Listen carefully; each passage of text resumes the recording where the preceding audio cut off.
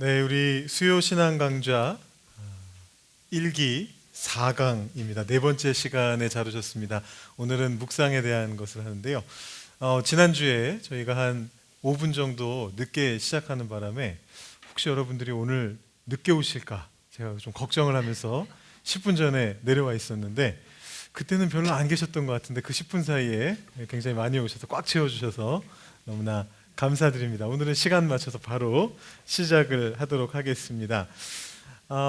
오늘 내용이 저한테는 제일 쉬운 내용 중에 하나고, 왜냐하면 제가 큐티 학교를 오랫동안 우리 교회에서 진행을 했었기 때문에 내용에 대해서 제일 잘 아는 것 중에 하나인데, 준비하면서 사실은 가장 힘들었습니다. 왜냐하면 큐티 학교가 여러 주에 걸쳐서 우리가 하는 내용인데, 그걸 어떻게 하면 1시간 안에 다 이렇게 축약을 해가지고 여러분들께 엑기스만 드릴 수 있을까. 그리고 게다가 오늘은 지난주에 공언했던 대로 여러분들 워크숍도 한번 해보시는, 직접 실습도 해보시는 그런 시간까지 드려야 되기 때문에 한 3, 40분 안에 제가 이 내용을 한 7, 8주에 걸쳐서 여러 시간 동안 하는 내용을 축약시키려다 보니까 이게 쉽지 않겠는데 이런 생각을 하면서 열심히 준비해 봤습니다.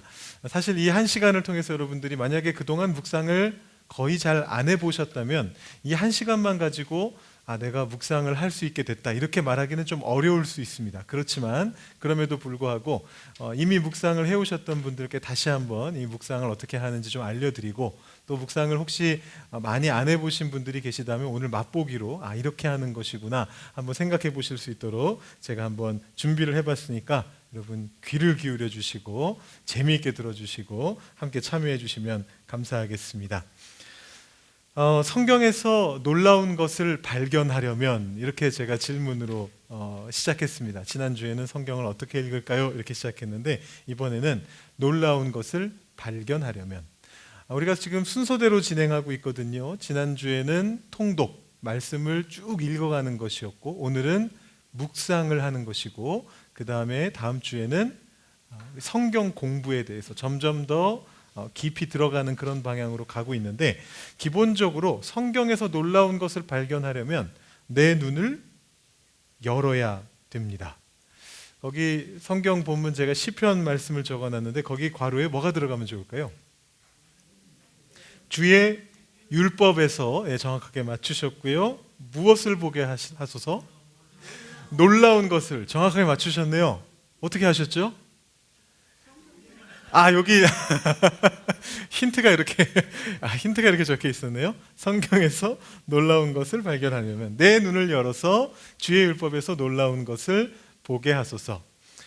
하나님의 말씀을 그냥 통독으로 쭉 읽어 내려갈 때는 사실 성경 전체를 파악하는 데 목적이 있습니다. 그런데 묵상을 하게 되면 나의 눈이 열려서 놀라운 것을 발견할 수 있게 됩니다. 여기서 중요한 게 뭐냐 하면 내 눈을 연다는 것입니다. 남의 눈을 여는 게 아닙니다. 내 눈을 열어야 됩니다. 본문이 그렇게 되어 있잖아요. 내 눈을 열어서 주의 율법에서 놀라운 것을 보게 하소서. 이게 왜 중요하냐 하면 이제 제가 쭉 설명드리면서 말씀드릴 건데, 우리가 책 읽기의 8가지 방법을 지난주에 말씀드렸었습니다. 다 그렇게 중요한 건 아닌데 거기서부터 출발하는 건데요. 음독, 묵독, 다독, 정독 이런 거 말씀드렸는데, 지난주에 우리가 통독에 주력하면서 거기에서 필요하다면 정독에 대한 부분도 볼 수 있다 이렇게 말씀을 드렸었는데, 이번에는 정독에서부터 출발을 합니다. 천천히 읽는 거죠, 말씀을. 그러면서 지독을 거쳐갑니다. 지독은 뭐였냐 하면 이제 공부하듯이 열심히 읽는 거였습니다. 그 부분을 좀 파고들면서 읽는 거였습니다. 이 지독 같은 경우에 정독과 지독은 다음 주에도 우리가 중요하게 보게 될 겁니다. 성경 공부할 때. 그러면서 거기서 출발해서 어디로 가게 되느냐 하면 어디로 갈까요?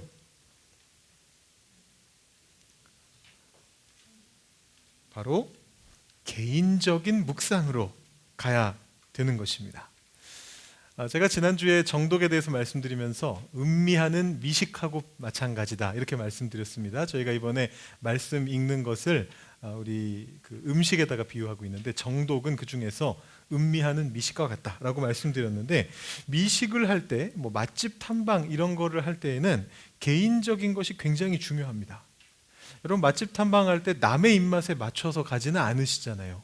내가 먹고 싶은 거를 먹으러 갑니다. 굉장히 주관의 영향을 많이 받습니다. 그래서 사실은 맛집을 가고 싶어도 혼자서 가서 혼밥을 하면은 너무 좀 모양이 그래서 마음이 맞는 사람을 찾아야 되는데, 더 정확하게 말하면 마음이 맞는 사람이 아니라 입맛이 맞는 사람을 찾아야 됩니다. 그죠? 내가 좋아하는 거를 같이 좋아해 주는 사람을 찾아야 같이 맛집 탐방을 할 수 있습니다. 맛은 개인적인 영역인데요. 사실은 이 묵상도 굉장히 개인적인 영역이다라고 볼 수가 있습니다. 이 정독으로부터 출발해서 넘어갈 때 무엇이 중요하냐 하면 나의 주관이 큰 역할을 한다라는 것입니다. 거기 빈칸에는 주관이라고 적으시면 되겠습니다. 근데 이제 이런 생각이 드실 수가 있어요. 나의 주관이 성경을 읽는데 그렇게 큰 역할을 할 수가 있습니까? 이런 질문을 하실 수 있어요. 성경을 제대로 보려면 주관을 버려야 하지 않을까요? 하나님의 말씀인데 객관적인 하나님의 말씀을 객관적으로 이해해야지 거기에서 나의 개인적인 입맛, 나의 개인적인 주관, 그런 생각이 들어가면은 문제가 발생할 수 있지 않습니까? 정답은 이건데요. 객관과 주관 사이에서 균형을 맞춰야 한다라는 것입니다. 일단 주관이 너무 심하게 가면은 그건 확실히 문제가 됩니다. 모든 것에는 정도가 있는 법입니다. 극단적으로 괴상한 주관을 가지고 말씀을 보게 되면 반드시 문제가 생깁니다. 제가 음식에다 비유를 했기 때문에 하나의 예시를 한번 들어보겠습니다. 여러분 중에서는 아마 보신 분들은 없으실 것 같은데, 혹시 한국의 프로그램 중에 나는 자연인이다라는 프로그램 보신 분 계십니까? 계시네요. 나는 자연인이다. 보시는 분 계시는군요. 혹시 애청자이십니까? 애청자이십니까? 예. 거기 보면은 이 자연인들이 대부분 어떤 사람들이냐면 한 고집 하는 사람들입니다. 자기 주관이 아주 뚜렷한 사람들입니다. 그래서 본인들이 이렇게 생각하면서 이게 건강에 좋고 이것이 자연의 뭐 이거고 할 때 이제 막 그런 얘기들을 하는데, 그 중에 아주 유명한 음식이 하나 있습니다. 자연인 1화에 나온, 혹시 이 장면을 보셨는지 모르겠는데, 생선 대가리 카레라는 음식이 1화에 나왔다고 합니다. 여러분 혹시 보셨는지 모르겠어요. 1화에 나왔습니다. 이분이 이제 처음에는 괜찮게 음식을 시작했습니다. 카레니까 채소를 막 썰어가지고, 여기저기서 채집한 채소를 막 썰어가지고 이제 집어넣습니다. 그 다음에 카레가루를 뿌렸습니다. 거기까지는 뭐 카레가 일반적으로 그렇게 만드는 거죠. 근데 갑자기 이분이, 저도 직접 본 건 아니고 이제 글로 봐가지고 확실하게 모르겠는데, 이분이 이제 그 자연인이신데, 이분이 중요한 걸 빼먹었다 이러시고는 근처에 냇가로 달려가셨대요. 그래서 냇가에 이 봉다리에 해서 찬물에 담가놨던 장에서 받아온 생선 대가리들을 가지고 왔습니다. 이게 들어가야 맛있어 이러면서 그걸 거기다 부으셨는데, 그 냉장고도 아니고 그냥 냇가에 그 물 속에 넣어놓은 거니까 이게 정상적으로 버텼을 리가 없잖아요. 이게 다 상해 있는 거를 안 상했다고 우기면서 여기다 이렇게 넣으신 거예요. 그 순간에 출연진의 표정입니다. 이게 너무 유명해져가지고 인터넷에서 밈이 됐습니다. 젊은 친구들이 이걸 보면서 가졌던 표정, 출연진이 가졌던 표정, 어떻게 이럴 수가 있는가, 약간 이런 표정으로 이제 바라보는 그 장면을 밈으로 만들었습니다. 자기 주관이 너무 과해지면 이런 일이 벌어집니다. 참사가 벌어집니다.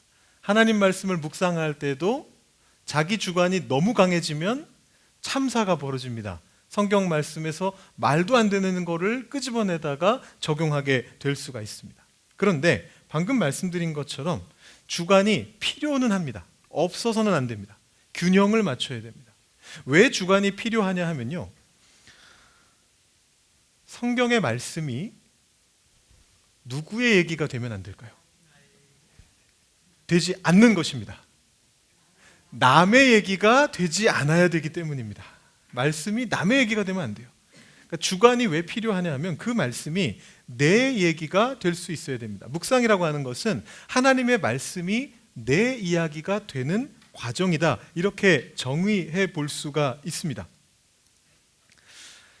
그래서 이 묵상을 할 때는 기본적으로는 객관적인 읽기로부터 시작을 합니다만, 처음에는 객관적으로 시작을 하는데, 그러면서 나의 개인적인 주관으로 그 말씀을 이해하고 마지막에는 내 삶에 적용하는 방향으로 흘러가야 되는 것입니다. 이것이 묵상의 가장 큰 특징입니다. 성경 말씀을 읽고 나서 이건 참 옳은 얘기다, 지극히 옳은 얘기다 이렇게 생각하면서 고개는 끄덕끄덕거리는데 그게 내 얘기가 되지 않으면 결국에는 so what 이렇게 돼버릴 수밖에 없는 거예요. 대표적으로 제가 그냥 예시로 한번 가져와 봤는데 적진 않았습니다. 여러분 잘 아시는 고린도전서 13장 4절 말씀, 사랑은 오래 참고 사랑은 온유하며 시기하지 아니하며. 참 좋은 말씀이다. 사랑은 그런 것이구나 이렇게 생각하고 사랑하는 사람들이여 이렇게 사십시오 하고 나서 나는 몰라 이렇게 될 수도 있다는 거예요. 나의 사랑은 그렇게 바뀌지 않을 수도 있다는 거예요. 내 얘기가 아니라 남 얘기라고 생각하게 될 수 있다는 거죠. 그런데 만약에 지금 뜨거운 사랑을 하고 있는 사람이라면 막 20살, 21살 돼가지고 대학 들어가가지고 처음으로 남자친구, 여자친구 만나가지고 막 뜨거운 불타오르는 막 사랑을 하고 있는 사람이 이 말씀을 읽으면, 제가 4월달에 주례를 하게 됐는데 요즘 이 말씀으로 묵상하고 있다고 우리 젊은 부부가 그 얘기를 하더라고요. 예비 부부가 그 얘기를 하더라고요. 그 사람들에게는 완전히 얘기가 달라지죠. 한 글자 한 문장에 눈을 뗄 수가 없게 되고 눈물을 흘리게 되고 이제 그렇게 되는 것인데, 말씀이라고 하는 것은, 말씀을 묵상한다라고 하는 것은 결국은 그 말씀이 남 얘기가 아니고 내 얘기가 되게 하는 과정이다 이렇게 생각하시면 되겠습니다. 그 과정에서 주관이 안 들어갈 수가 없는 것이죠. 이 묵상의 가장 널리 알려진 형태가 있습니다. 그것은 바로, 괄호에는 뭐를 집어넣으면 좋을까요? 묵상의 가장 널리 알려진, 잘 알려진 형태. 힌트를 드리면 뒤에 있는 영어를 약자로 줄이시면 됩니다. 예, 맞습니다. 정확하게 다 맞추셨습니다. QT가 정답입니다. 이게 굉장히 일반 명사화가 돼가지고 아예 이렇게 한국말로 QT라고 쓰죠. 여러분들 작년에까지 저희가 QT인이라고 하는 묵상 교재를 사용했는데 그 QT가 바로 이 QT입니다. Quiet Time의 줄임말입니다. 이 두 가지가 거의 혼동되기도 합니다. 묵상이 곧 큐티고 큐티가 곧 묵상이다 이렇게 생각하기도 하고, 지난주에 성경 읽기에 대해서 말씀드리고 나서 오셨던 분 중에서 한 권사님도 그런 질문을 하신 적이 있어요. 큐티는 뭐고 묵상은 뭡니까? 이렇게 질문하신 적이 있는데 거의 같은 것인데 완전히 똑같은 건 아닙니다. 묵상이라고 하는 것은 성경 말씀이 처음 있었을 때부터 계속되어 온 것이고, 성경 안에도 나오잖아요. 내가 주의 말씀을 묵상하며 내가 주의 말씀을 읊조리며 이야기하는, 그때부터 묵상이라는 것이 있었던 것이고, 큐티는 사실은 지금으로부터 약 140여 년 전에 영국 캠브리지 대학을 다니고 있던 학생들이 시작했던 한 가지 경건 운동의 방법입니다. 묵상을 가장 잘하려면 어떻게 해야 될까 고민하면서 그 사람들이 시작했고요. 이 사람들은 나중에 대부분 중국 선교사로 나가서 선교지에서 열심히 활동했던 경건하고 영성이 있었던 그런 사람들인데, 이 친구들이 대학 학생 시절에 시작했던 운동이고요. 특징은 어떤 특징이 있냐 하면, 이제 이런 것들이 큐티를 특징 지어주는 건데 최소 20분의 시간을 내야 된다. 성경 말씀을 이렇게 아무리 짧은 구절이라도 한 5분 읽고 나서 내가 이해했고 내 삶에 적용했고 오늘은 여기서 큐티 끝 이렇게 말하면 안 된다. 최소한 어떤 본문이든지 20분 이상은 읽어야 된다. 별도의 장소를 마련해야 된다. 이 말은 뭐 큐티를 하기 위해서 아예 어디다가 집을 한 채 지으라 그런 얘기는 아니고요. 내가 살아가고 있는 공간 안에서 큐티를 하기 위한 고정된 공간을 확보해야 된다 그런 얘기죠. 잠에서 일어나서 침대 머리맡에서 할 수도 있는 것이고, 아니면 회사에 출근해서 그 회사 첫 자리에서 그 자리에서 앉아서 가장 먼저 시작할 수도 있는 것이고, 별도의 장소를 마련하고 고정된 시간을 마련하고 20분의 시간을 빼고 매일 빠뜨리지 않고 하고, 큐티의 또 중요한 원칙 중에 하나는 사실은 혼자서 하라. 원래는 이렇게 시작했고 요즘은 나중에 나누자 이런 식으로 좀 바뀌고 있는데, 뭐 이런 식의 어떤 틀을 만들어냈던 사람들이 이 사람들입니다. 그래서 이런 것들은 물론 이 사람들이 이것을 괜히 만든 건 아니겠죠. 쓸모가 있으니까 만든 건데 본질은 아닙니다. 여러분들이 이것을 통해서 도움을 받으시면 좋지만 별도의 시간을 내시고 별도의 장소를 마련하시고 20분 이상 시간을 내면서 하시면 좋지만 이것은 절대적인 것은 아니고, 묵상이라고 하는 것을 우리가 공부할 때에는 요 다음 것, 우리가 지금부터 봐야 될 것들에 조금 더 초점을 맞추시면 좋을 것 같습니다. 기본적인 큐티는 읽기와 묵상과 적용이라는 흐름을 가지게 됩니다. 읽기라고 하는 것은 지난주에 말씀드렸던 통독하고 연결이 되지만 조금 더 정독에 가까운 거죠. 우리 본문을 계속해서 읽어 나가는 것이고요. 묵상이라고 하는 것은 내가 읽어서 파악한 그 성경 본문을 어떻게 하나님이 이 안에서 어떤 말씀을 나에게 하고 계시는가를 듣는 과정이 묵상이고, 그리고 마지막에는 반드시 삶에 적용하도록 되어 있습니다. 이거 하나씩 한번 살펴보도록 하겠습니다. 먼저 읽기의 방법입니다. 첫 번째 괄호에 들어갈 것은 여러분들이 절대로 맞추지 못하실 겁니다. 이렇게 말씀드리면 혹시 이렇게 도전 정신이 생겨나지 않으셔요? 천천히 읽어야 되고, 꼼꼼하게 읽어야 되고, 자세히 아닙니다. 소리내어도 아닙니다. 집중해서도 아닙니다. 이게 좀 쉽지 않은 표현입니다. 들으시면 너무 쉬운 단어인데 이게 읽기하고 도대체 무슨 상관인가 이런 생각이 드실 거예요. 낯설게 읽기. 특이하죠? 특이합니다. 천천히 꼼꼼하게 낯설게 읽기. 낯설게 읽기. 상당히 특이하죠? 말씀을 어떻게 낯설게 읽을 수 있을까요?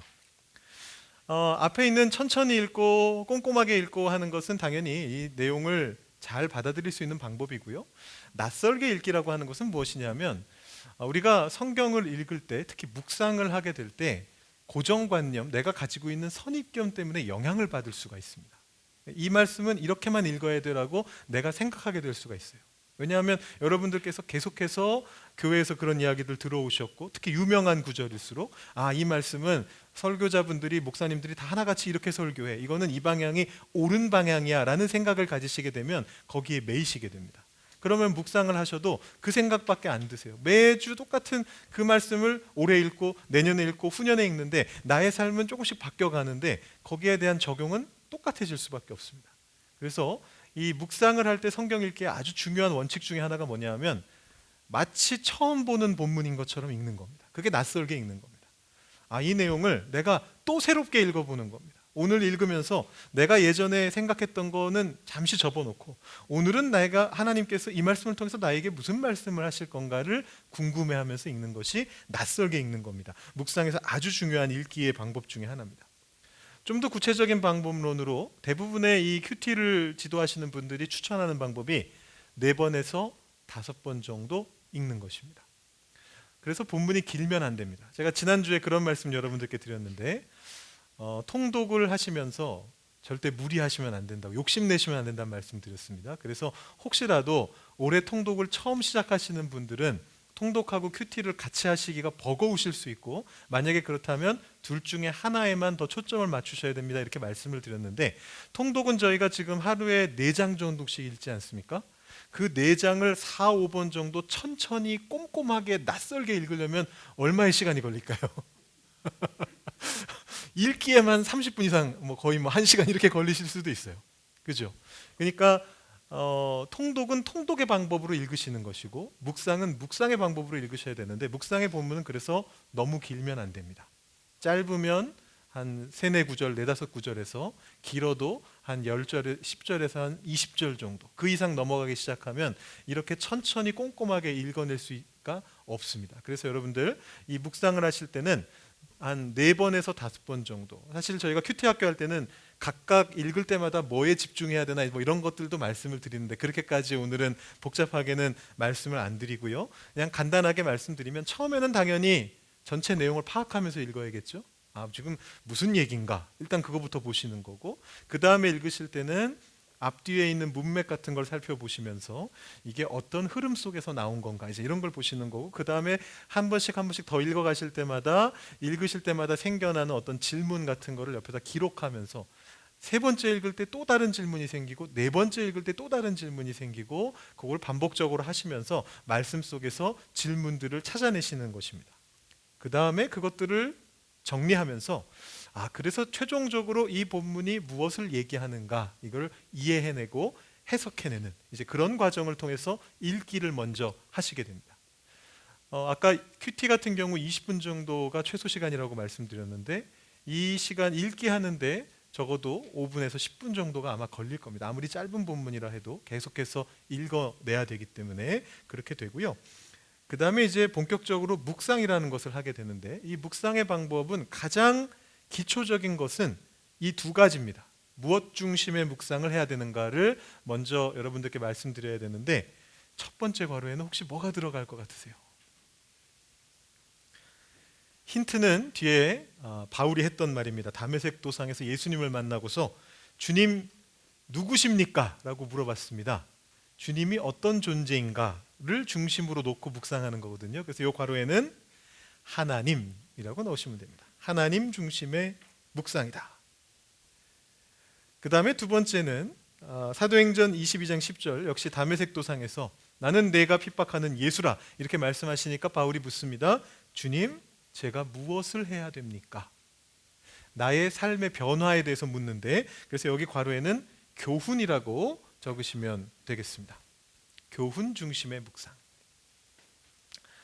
자, 여러분 혹시 기억력이 좋으신 분들은 떠올리실 수 있을 텐데, 지난주에 통독을 말씀드리면서도 성경 읽기의 중요한 방법에 대해서 말씀드리면서도 사실은 이 두 가지를 말씀드렸습니다. 혹시 기억나시나요? 하나님께서 무엇을 하셨는가?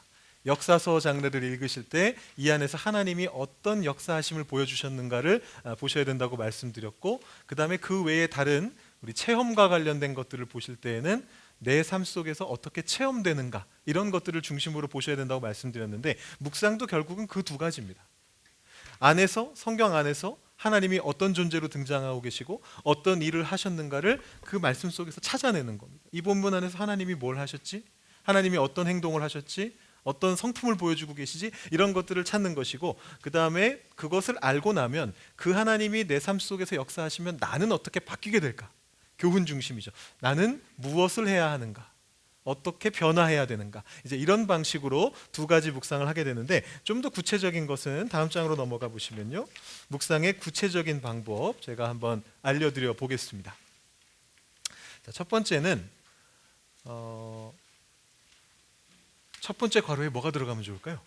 1번 바로 옆에 힌트는 와 닿는다라는 표현이 바로 그 뒤에 있습니다. 정답입니다. 마음에.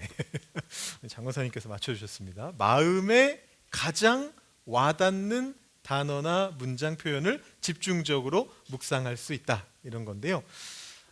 아까 말씀드렸듯이 묵상은 기본적으로 내 개인적인 주관에 연결이 돼야 됩니다.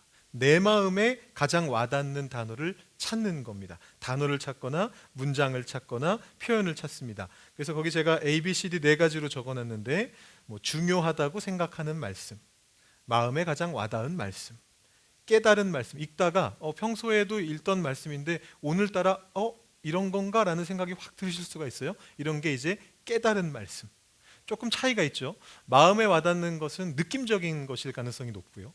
이 말씀이 오늘 내 마음을 터치한다, 나를 울게 한다, 이 말씀이 하나님께서 나에게 주시는 위로로 들린다, 하나님께서 나에게 주시는 경고로 들린다, 이런 것이 이제 느낌 같은 부분이 마음에 가장 와닿는 것이고, 깨달은다라는 것은 평소에는 몰랐는데 오늘 읽다 보니까 이런 생각이 드네 라고 하는 것들이 깨달은 말씀이라고 볼 수가 있습니다. 그리고 D를 보시면 그렇게 중요하다 생각되거나 마음에 와닿거나 깨달은 말씀이 아니라 할지라도 더 알고 싶은 말씀도 이 묵상의 대상이 될 수 있습니다. 그러니까 답이 바로 안 나와도 됩니다. 어떤 것들은 딱 보는 순간 이게 답이구나 라고 생각이 드실 수가 있는데, 어떤 말씀은 질문만 더 생겨나는 그런 말씀도 있을 수 있어요. 그거를 파고 드는 것도 바로 이 묵상의 구체적인 방법 중에 하나입니다. 그 괄호에는 의문이라고 적으시면 되겠습니다. 질문이라고 적으셔도 상관없습니다. 더 알고 싶고 의문이 생기는 말씀, 이런 말씀들을 집중적으로 묵상하시는 겁니다. 그리고 거기서 연결되는 것인데 2번 옆에 괄호도 질문이라고 적으셔야 되는데요, 질문을 통해서 하나님이 어떤 분이신지, 나에게 주시는 교훈이 무엇인지를 찾아가는 겁니다. 질문의 예시는 그런 거죠. 아까 말씀드렸듯이 하나님 중심, 교훈 중심 두 가지를 생각하는 거잖아요. 그래서 이 말씀 속에 나타난 하나님의 성품은 무엇인가? 이 말씀 속에서 나를 향한, 우리를 향한 하나님의 역사하심의 원리는 어떤 것인가? 이건 이제 하나님 중심의 묵상 질문이고, 그것을 한 후에는 이 말씀 속에서 나에게 주시는 교훈은 뭘까? 특히 영적인 교훈이 있다면 그건 뭘까? 이것을 물어보는 것입니다. 이 질문을 통해서 하나님이 어떤 분이신지, 그리고 나에게 주시는 교훈이 무엇인지 찾는 것이고요. 마지막 세 번째는 위에 두 개는 큐티에 대해서 많이 가르쳐 주신 분들의 내용을 정리한 것인데, 이 세 번째는 제가 그동안 큐티하면서 발견한 원칙 중에 하나입니다. 제가 다른 분들 책에서는 보지는 못했습니다. 혹시 누군가 얘기하셨을 수도 있지만 보지는 못했고, 제가 스스로 찾아본 건데, 성경 안에 등장하는 등장인물이 돼보는 겁니다. 굉장히 이건 좀 팁에 가까운 건데, 사실 따지고 보면 여러분들께서 말씀을 읽으시면서 이게 뭔 얘기야 싶으실 때가 있을 거예요. 이게 나랑 무슨 상관이야 이런 생각이 드실 때도 있으시고, 그럴 때는 등장인물이 돼보는 겁니다. 대표적인 등장인물은 하나님이겠죠. 그러니까 이제 마음에 와닿는 방식이나 질문을 통해서도 하나님이 어떤 분이신지 찾을 수 있는데, 내가 하나님이라면 어떨까라는 질문을 던져보는 것도 한 방법이 되는 거예요. 내가 지금 이 상황에서 하나님이라면 어떤 기분이 들까? 금송아지 앞에서 막 우상숭배하는 이스라엘 백성을 보면서 하나님은 지금 어떤 생각을 하고 계시고 어떤 감정을 느끼고 계실까? 이렇게 생각해 보면서 그 말씀 속에서 나에게 주시는 마음을 찾는 거고요. 또 등장인물 어떤 존재가 있을까요? 대표적으로 제가 주인공이라는 표현을 써봤는데, 여기 이제 4개가 들어가야 되니까 주인공 글자를 너무 크게 쓰시면 안 됩니다. 4분의 1만 사용하시기 바랍니다. 등장인물 중에 이제 주인공, 물론 이제 성경에서 주인공이라고 하면 하나님이지만, 그래도 여러분들 읽어보시면 그 이야기 안에서 좀 이야기를 이끌어가는 주역들이 있잖아요. 다윗 스토리면 다윗이고, 아브라함 스토리면 아브라함이고, 그 주역들이 어떤 입장에 있는가, 지금 무슨 생각을 하고 있을까, 지금 이 상황을 보면서 하나님이 이렇게 역사하시는 걸 보면서 어떤 감격을 느꼈을까, 이거를 그 입장이 돼보는 겁니다. 주인공이 있다면 또 어떤 존재가 있을까요? 주인공이 아니라 이렇게 옆에 있는 사람들을 보통 뭐라고 부르나요? 엑스트라. 네, 맞습니다. 엑스트라의 입장이 되어보는 것도 한 가지 방법입니다. 만약에 이것을 객관적으로 성경을 공부하고 이 성경에서 중요한 게 뭔가를 찾는다, 이렇게 한다면 엑스트라는 크게 의미가 없을 수도 있습니다. 근데 묵상은 그게 아니거든요. 제가 지난 한 몇 주 전에 출애굽기 1장부터 4장 새벽 묵상하면서 묵상을 어떻게 했었느냐 하면, 누구죠? 산파들한테 집중했던 적이 있습니다. 여기 왜 산파들의 이름이 등장할까요? 다른 중요한 인물들은 이름이 등장하지 않는데 왜 이 히브리 산파들은 이름이 등장할까요? 이런 말씀을 드리면서 거기서부터 묵상을 시작했던 적이 있는데, 때로는 엑스트라의 입장이 되어보는 것도 그 말씀을 낯설게 하면서 새로운 관점에서 보면서 나에게 주시는 말씀을 찾는 방법이 될 수가 있습니다.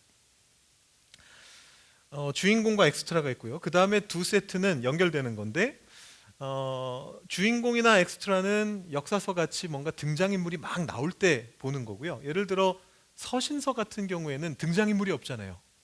그러면 이제 누구의 마음을 느껴보면 될까요? 그 서신을 보내는 저자, 그리고 그 서신을 읽는 독자, 이렇게 되겠죠. 제가 청자라고 적었는데 이건 이제 듣는 입장일 때 그렇고, 독자라고 쓰셔도 괜찮겠습니다. 그래서 그 장르에 따라서 어떤 성경에는 주인공과 엑스트라와 또 그 안에 있는 하나님을 찾아보는 것이고, 또 뭐 서신서 같은 데서는 이 사람은 어떤 마음으로 이 편지를 쓰고 있을까, 이것을 보고 있는 사람, 듣고 있는 사람들은 어떤 마음으로 이것을 듣고 있을까, 이런 마음을 가지고서 입장이 되어서 이 말씀을 묵상해 보면 또 새로운 것을 여러분들이 찾아가실 수가 있게 됩니다. 그래서 이것은 이제 묵상의 구체적인 방법으로 여러분들께 알려드리고 팁으로서 알려드린 것이고요.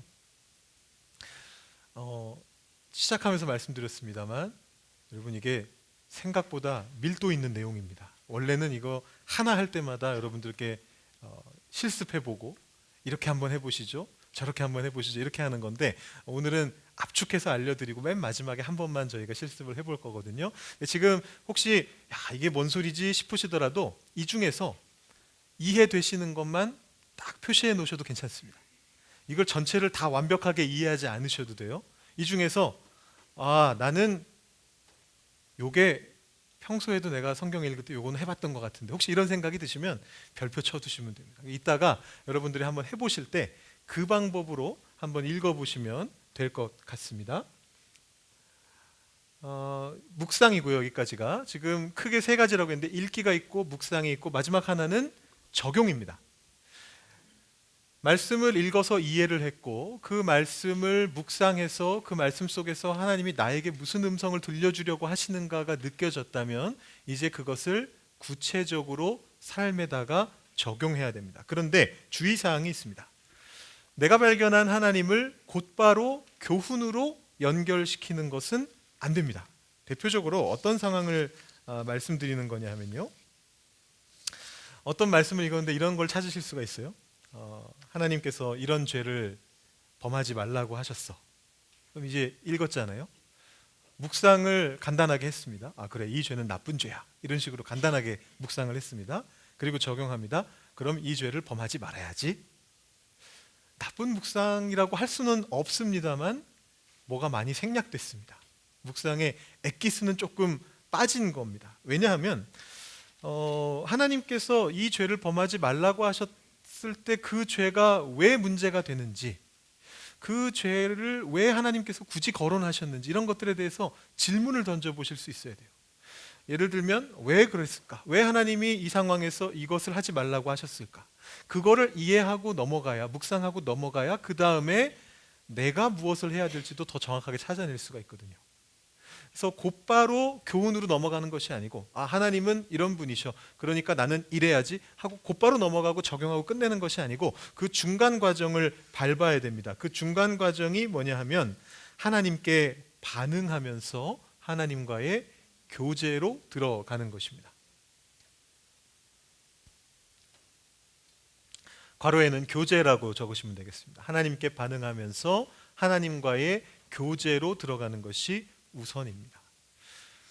이것을 하지 않으면 하나님을 폭군으로 만드실 수가 있어요. 성경에 나오는 하나님을 그냥 우리한테 지시만 하시는 하나님, 계속해서 뭔가 우리를 올가매는 하나님, 이런 식으로 해석하시게 되실 수가 있는데 그게 아니고 하나님이 왜 나에게 이런 말씀을 들려주시는가, 오늘 왜 나에게 이런 음성을 들려주셨는가를 하나님과의 친밀한 교제 속에서 계속해서 질문하면서 찾아가는 겁니다. 적용해가는 겁니다. 그러면서 그것이 어디로 넘어가게 되느냐 하면 자신의 삶으로 넘어가게 되는 거죠. 그래서 하나님이 왜 그런 말씀하셨을까를 물어본 다음에는 혹시 내가 미처 생각하지 못했던 나에게 이런 죄가 있지 않을까, 이런 쪽으로 진행이 되는 겁니다. 혹은 내 삶 속에서 내가 이런 죄를 자주 범하게 되는 어떤 상황이 있지 않을까, 그 상황에서 내가 좀 더 조심해야겠구나, 이런 식으로 구체적인 적용으로 넘어갈 수 있게 됩니다. 이 묵상은 항상 구체적인 적용이 필요합니다. 내 삶의 구체적인 상황과 순간 속에서 하나님의 말씀이 영향을 끼치도록 만드는 것이 묵상의 본질적인 목표이기 때문에 그렇습니다. 그래서 이런 하나님 말씀을 제가 거기다가 적어놔 봤습니다. 야고보서 1장 22절 말씀인데요, 너희는 말씀을 행하는 자가 되고 듣기만 하여 자신을 속이는 자가 되지 말라.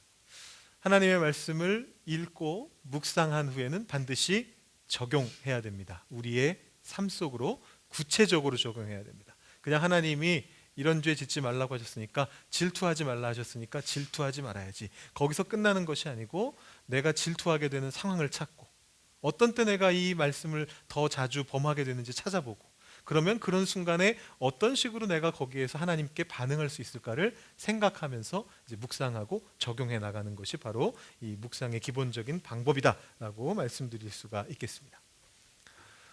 자, 말씀은 다 드렸고요. 근데 아까도 말씀드렸듯이 이게 굉장히 밀도 있는 말씀이라 쫙 모아놓은 거라 지금까지 들으시면서 이걸 도대체 그래서 내가 어떻게 해야 되는가, 이런 생각이 드실 수가 있습니다. 그래서 먼저 제가 사례를 하나 보여드리고 사례를 통해서 묵상하는 방법을 여러분들께 실제로 한번 보여드리고 그 다음에 여러분들이 직접 묵상해 보실 수 있도록 제가 준비한 또 다른 두 번째 장을 보시면 거기에 이제 여러분들이 실습해 보실 수 있는 내용이 있습니다. 빌립보서 1장 3절부터 6절 말씀인데요, 짤막한 말씀이죠. 보통 우리가 묵상할 때는 이거보다는 조금 더 길게 준비하는 경우가 많이 있는데 이 정도도 묵상할 수가 있습니다. 빌립보서 1장 말씀은 여러분 잘 아시는 대로 빌립보 교회에 보낸 바울의 편지입니다. 바울이 첫 인사말로 이런 이야기를 합니다. 내가 너희를 생각할 때마다 나의 하나님께 감사하며 간구할 때마다 너희 무리를 위하여 기쁨으로 항상 간구함은 너희가 첫날부터 이제까지 복음을 위한 일에 참여하고 있기 때문이라. 너희 안에서 착한 일을 시작하신 이가 그리스도 예수의 날까지 이루실 줄을 우리는 확신하노라. 굉장히 힘있고 아름다운 말씀입니다. 그런데 이것을 지금까지는 여러분들이 묵상을 그냥 간단하게 해서 여기에서 한 말씀이 탁 오면 너희 안에 착한 일을 시작하신 이가 이루실 것이다. 이거를 탁 뽑아냈습니다. 그러면 이제 그걸 어떻게 적용해야 될까요? 여기서부터 막히기 시작합니다. 그죠? 좋은 말인데 너희 안에서 착한 일을 시작하신 이가 그리스도 예수의 날까지 이루실 줄을 우리는 확신하노라. 너무 좋은 말이잖아요. 여러분 외우고 다니시는 분들도 계실 거예요. 그런데 그 착한 일은 뭘까요? 내 안에 어떤 착한 일을 하나님이 시작하신 걸까요? 여기서부터 질문을 던져가면서 묵상을 해나가시는 거예요. 내 안에 착한 일을 시작하셨다는 이 착한 일은 무엇일까? 왜 그것이 당장 이루어지지 않고 그리스도 예수의 날까지 가서 이루어지게 될까? 그 과정 속에서 우리는 무엇을 해야 되는가? 하나씩 하나씩 들어가면서 그 말씀을 가지고 묵상해 가게 됩니다. 그래서 제가 거기에 예시를 하나 들어놨는데 이 말씀을 묵상하면서 이분은 이렇게 적용을 했습니다. 전체 묵상의 내용은 아니고 적용 부분만 적어 놓은 건데 이분은 이 착한 일을 어떻게 묵상하신 거냐 하면 구원의 역사다라고 해석하셨습니다. 이것은 객관적으로도 맞는 해석이에요. 그 빌립보서에서 말하는 하나님께서 시작하신 착한 일이라고 하는 것은 사실은 구원의 역사를 말합니다. 이 구원의 역사는 여러분들께 제가 설교하면서도 종종 말씀드렸습니다만 우리가 지금 당장 죽어서 천국 가는 걸 얘기하는 게 아니잖아요.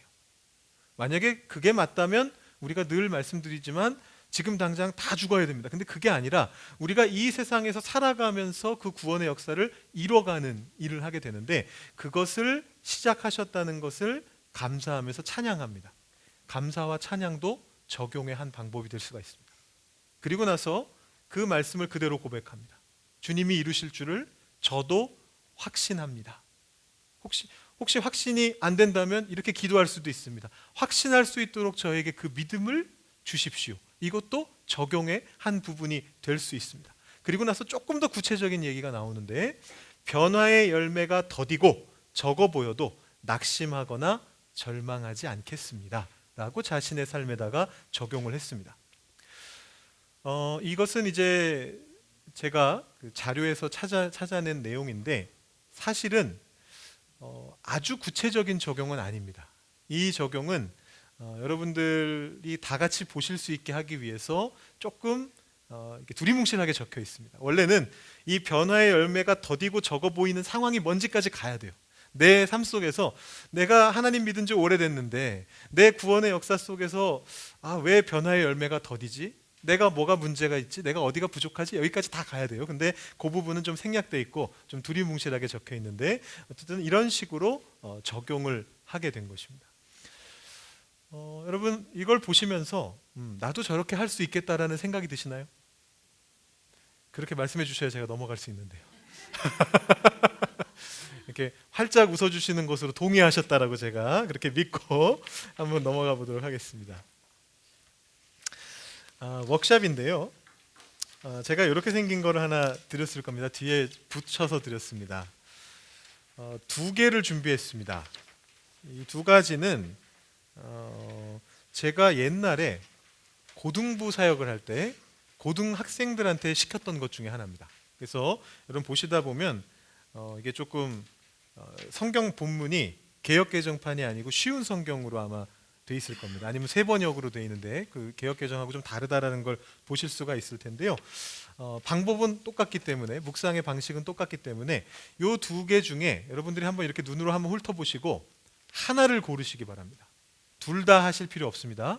혹시 두 개 다 해야 되나 이런 부담을 가지셨다면 지금 이 시간에는 딱 하나만 할 겁니다. 여러분들이 직접 눈으로 훑어보시고 베드로전서 말씀하고 빌립보서 말씀을 한번 훑어보신 다음에 나는 이 중에 이 말씀을 가지고 한번 묵상해 보겠다. 먼저 그것을 결정하시기 바랍니다. 그 다음에 제가 이 방법을 알려드리겠습니다. 사용하는 방법을 알려드리겠습니다.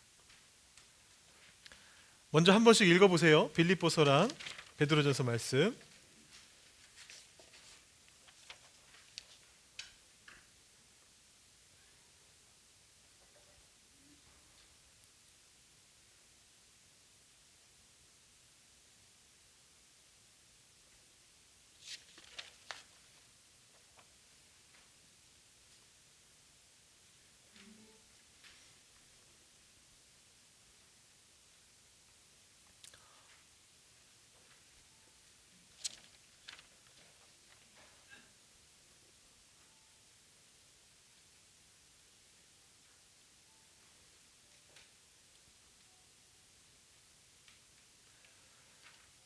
자, 지금은 실습이기 때문에 저랑 같이 가셔야 됩니다. 먼저 막 하시면 안 됩니다.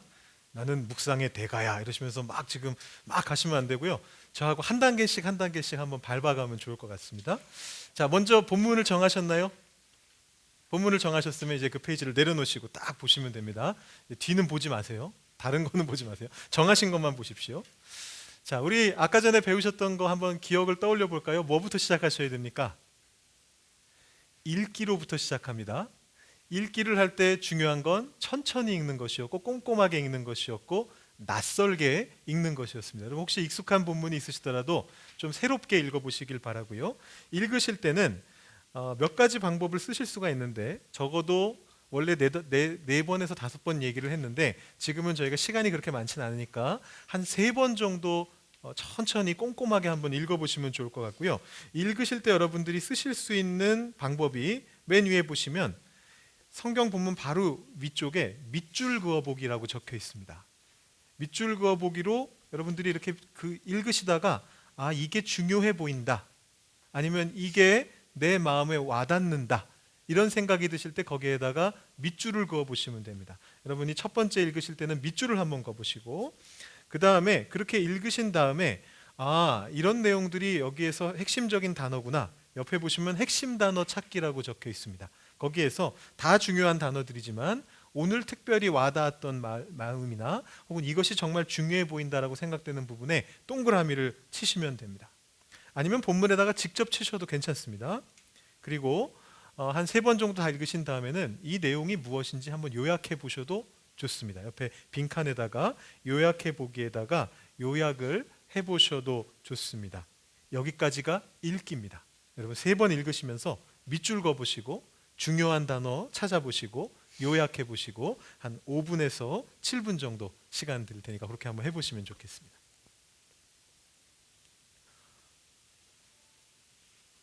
네, 원래는 한 5분 7분 드려야 되는데 지금 보니까 본문이 2절 3절로 짧아가지고요. 여러분 읽기 단계는 이미 충분히 하신 것 같아요. 혹시 여러분들께서 읽으시면서 아직 묵상으로 가시기 전에 뭔가 좀 마음에 와닿았다거나 아니면 평소와는 다르게 좀 의문이 생기거나 깨달음이 생겼다거나 혹시 그런 부분이 있으실까요? 이렇게 질문하면 답변을 안 하실 것 같은 생각이 들어서 제가 이렇게 한번 질문을 해볼까 합니다. 제가 여기서 한 본문을 택해서 혹시 여기에서 뭔가 꽂히신 분 있으시면 손을 들어 주십시오라고 제가 얘기하려고 그러거든요. 말씀하시라고는 안 할 겁니다. 손만 드시면 됩니다. 네, 손만 드시면 됩니다. 자, 여러분들이 어느 본문을 택하시는지 제가 모르기 때문에 하나씩만 한번 골라보겠습니다. 빌립보서를 고르신 분들 중에 혹시 이렇게 읽으시면서 고상하고에 꽂히신 분이 계시면 한번 손을 들어 주십시오. 말씀은 안 시킬 겁니다. 고상하다. 도대체 왜 갑자기 여기 고상하다라는 말이 나오지? 아, 네. 한 분 손 들어주셨습니다. 백원사님 손 들어주셨는데요. 말씀은 안 시킬 건데 혹시 하시고 싶지는 않으신가요? 아, 예. 알겠습니다. 알겠습니다. 예. 이렇게 꽂히실 수가 있어요. 고상하다? 이 표현이 여기 왜 나오지? 고상하다는 것이 우리가 추구해야 되는 가치 중에서 무엇과 관련이 있지? 이런 식으로 우리가 생각해 보면서 의문을 가지고 말씀을 생각해 볼 수 있습니다. 마찬가지로 베드로전서를 고르신 분들 중에서 혹시 놀라운 빛에 이렇게 좀 딱 꽂히셨다, 혹시 이런 분 계신가요? 한번 손 들어주시죠. 놀라운 빛, 왜 빛일까? 이런 생각 혹시 해보신 분 없으시네요. 그럼 다른 걸로 한번 가보겠습니다. 혹시 뭐 이거는 정답이 없는 거니까요. 묵상은 아까도 말씀드렸듯이 나에게 와닿는 나의 주관을 가지고 가는 것이니까, 혹시 여러분들이 거룩한 나라라는 표현에 좀 마음이 와닿았다, 혹시 그런 분들이 계신가요? 혹시 이 본문을 택하신 분들이 많지 않으신가요? 예, 우리 손 들어주셨습니다. 감사합니다. 권사님 손 들어주셨는데, 예, 이렇게 어떤 단어가 여러분들 마음속에 확 와닿을 수가 있고요. 그러면 그걸 가지고 더 깊이 묵상에 들어가시는 거고요. 어쩌면 그게 문장일 수도 있고, 때로는 전체 내용일 수도 있습니다. 근데 그것이 이렇게 마음에 와닿고 혹은 깨달음으로 오고 혹은 질문이 생길 때 그걸 가지고 더 깊이 들어가시는 게 묵상입니다. 자, 이제 묵상으로 한번 넘어가 볼 텐데요. 아까 말씀드렸던 몇 가지 묵상의 방법들이 있습니다. 그것에 도움을 드리기 위해서 지금 밑에 보시면 조금 더 생각해 보기, 한 번 더 생각해 보기, 조금 더가 두 번 있죠. 한 번 더 생각해 보기, 이런 것들은 여러분들이 직접 질문을 던지실 수도 있지만 혹시라도 도움이 될까 싶어서 준비되어 있는 추가적인 질문이나 혹은 해설들이고요. 본문 밑에 있는 해설도 도움 받으셔도 되고, 그 다음에 밑에 보시면 제가 말씀드렸던 하나님의 마음을 느껴본, 하나님의 입장이 돼보기도 하고, 아니면 지금 서신서기 때문에 저자의 입장이라면 내가 왜 이런 말을 그 사람들에게 하고 있을까, 혹은 내가 이 편지를 받는 독자, 청자의 입장이라면 어떤 느낌으로 이 말씀을 듣고 있을까, 이렇게 그것도 활용해 보시면서 여러분들이 한번 묵상으로 들어가 보시면 좋겠습니다. 여러분들이 이미 읽기에서 느끼셨던 게 있으면 그걸 붙잡고 더 깊이 들어가시면 되고요. 뭐 특별한 게 없으시다, 혹시 그러시면 또 이 묵상의 방법들을 통해서 옆에 있는 보조적인 내용들의 도움을 받으시면서 말씀 속에서 더 깊이 생각해 보고 하나님을 발견하는 것, 이게 중요합니다. 묵상 시간에 여러분들이 하실 것은 하나님을 발견하시고 그 하나님이 나에게 뭐라고 말씀하시는가를 듣는 것이 핵심입니다. 역시 한 4, 5분 정도 시간을 드릴 테니까요. 한번 묵상을 이어서 해보시기 바랍니다.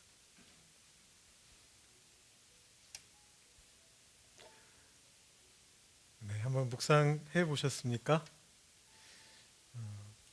거기에 있는 장치들 중에서 도움을 주는, 주변에 있는 것들 중에서 제일 도움이 되신 게 어떤 거세요? 혹시 제가 한번 이 설문조사를 한번 해보겠습니다. 본문에서 하나님의 마음을 느껴보자라는 여기에 혹시 뭘 좀 많이 적으신 분들 계신가요?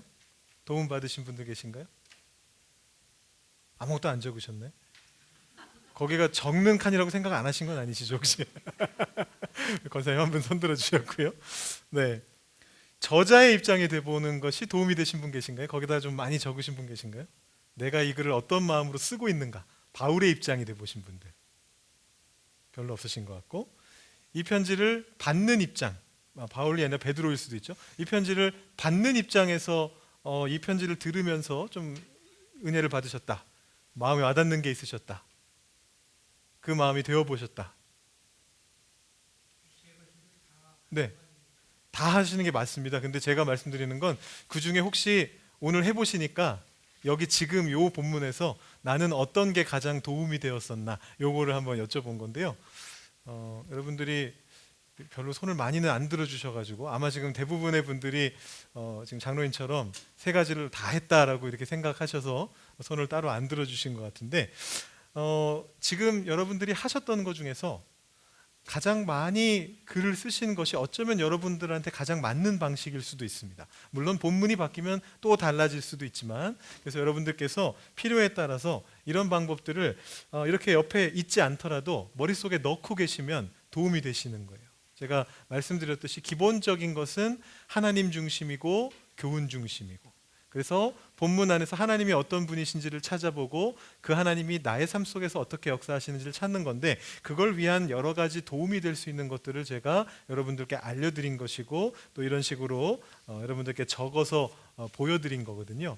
근데 여러분들께서 말씀을 직접 묵상하실 때 이런 도움의 부분들이 없다 할지라도 여러분들이 그것들을 그 몇 가지만 딱 기억하고 계시면 도움을 받으실 수 있습니다. 아, 그렇지. 본문 안에서 하나님을 찾아야지.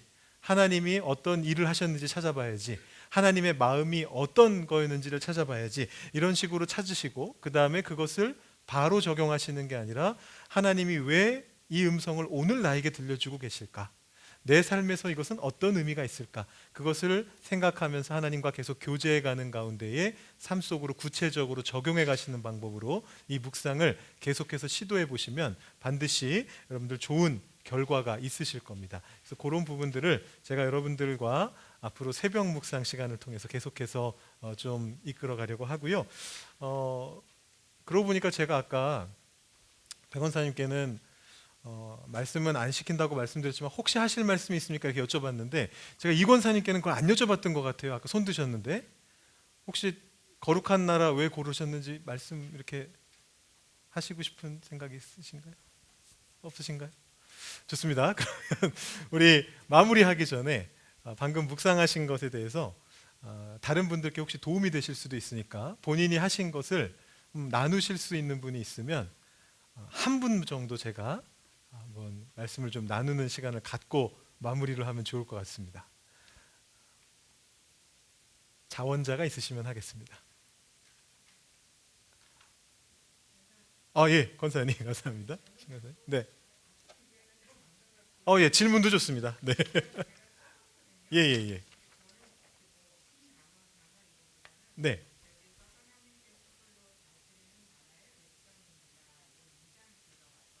예. 네네. 네.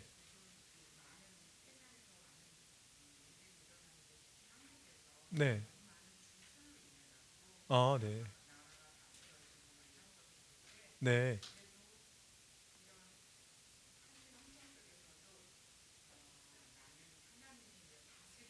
네. 네.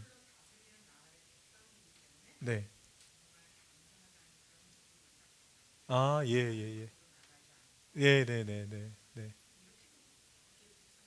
그럼요. 네, 묵상으로 좋습니다. 하나님께서 홀로 다스리시는 나라의 백성이다 이렇게 되어 있는데 이게 이제 원래 저희 그 개역개정판 번역에는 그의 소유가 된 백성이다 이렇게 적혀 있었어요. 근데 그거를 좀 풀어서 번역한 게 하나님께서 홀로 다스리시는 나라의 백성이다라고 그렇게 이제 풀어 번역한 것이고요.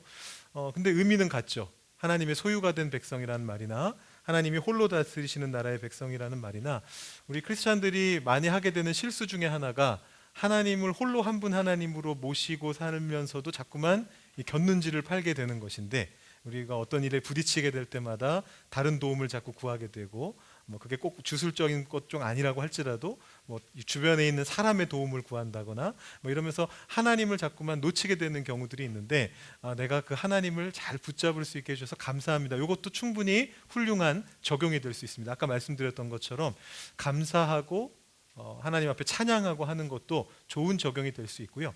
이제 거기서 한 발 더 나간다면 이제 그것을 내 삶 속에서 구체적으로 어떤 상황에서 이 감사하는 일들이 더 많이 생겨나는가를 찾거나 혹은 어떤 순간에 내가 흔들릴 때가 있는가. 평상시에 잘 하고 있지만 가끔씩은 흔들릴 때가 있을 수 있잖아요. 이 순간에는 내가 하나님을 찾기보다 다른 것을 먼저 찾는 경우가 나한테 있을 것 같은데 그런 부분을 혹시 찾게 되시면 그때 하나님 저를 도와주십시오. 이렇게 기도하시면 또 좋은 적용이 될 수 있고 그렇게 될 수 있을 것 같습니다. 네, 감사합니다. 좋은 거를 나눠주셔서 너무 감사드리고요. 우리 신권사님께서 나눠주셨는데 나도 하나 더 나누고 싶다. 혹시 계시면 제가 10초만 딱 드려서 혹시 손 드시는 분이 있으면 부탁을 드리고 없으신가요?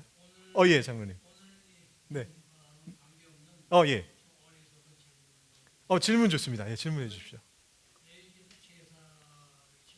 네네. 예. 네네네.